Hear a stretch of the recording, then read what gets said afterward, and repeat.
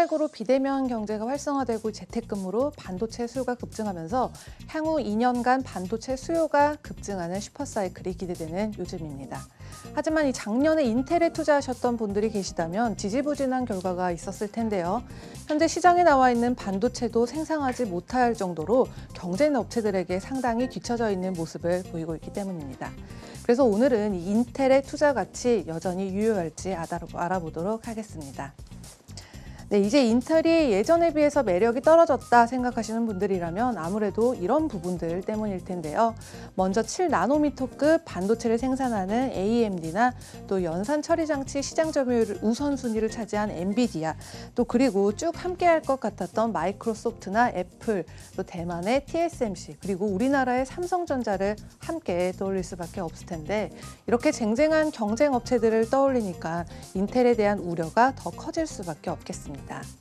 이 블룸버그에 따르면 미국의 행동주의 펀드 서드포인트에 따라서 최근 인텔의 주식 10억 달러를 확보한 상태라고 소식이 전해졌는데요.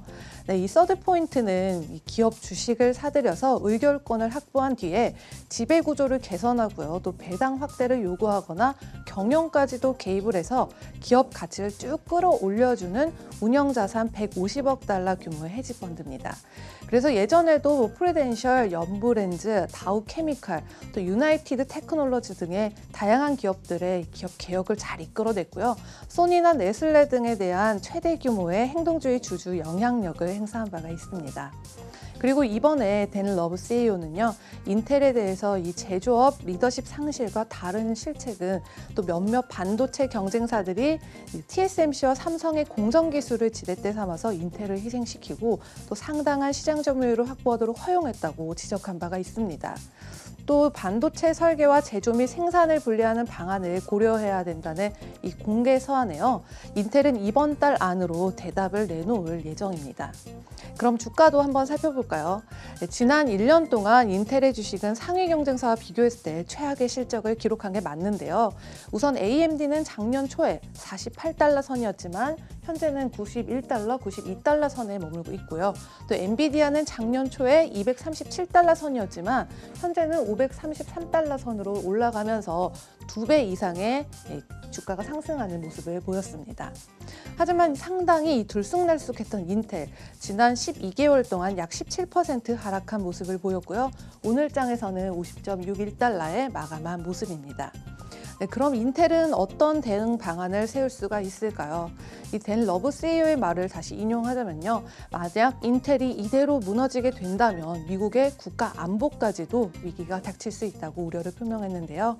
이 서한을 통해서는 인텔이 자사칩 설계를 개발하고 이 해외에서 제조하고 있는 이 아마존이나 애플과 같은 테크 기업에 서비스를 제공하는 제품을 만들 수 있어야만 한다고 결국 그 당부를 전했습니다. 그리고 이제 가장 중요한 포인트는 투자 자문을 고용해서 미래에 대한 구성을 시작해야 한다는, 그리고 또 실패한 인수를 처분하는 방안까지도 고려해야 한다는 당부가 이어졌습니다. 네, 그래서 투자자들은 과연 인텔이 어떻게 이 극적인 변화를 앞으로 이뤄낼 수 있을지 궁금해질 수밖에 없을 텐데요. 우선 이 로이터에 따르면 이번 달 내로 2023년 제품 중에 일부를 아웃소싱할지 결정을 할 테고요. 또 회사의 포트폴리오를 재조정함으로써 문제 해결에 대한 아주 적극적인 자세를 보이고 있습니다. 예를 들어서 인텔은 지난 분기에는 자사의 낸드 메모리 칩 사업을 SK 하이닉스에게 약 90억 달러에 매각하는 경쟁력이, 그러니까 이 늦은 분야는 재정비를 했고요. 반대로 이 최첨단 프로세서를 포함한 데이터 센터처럼 수요 증가를 보이는 사업은 강화를 하고 있는 상황입니다.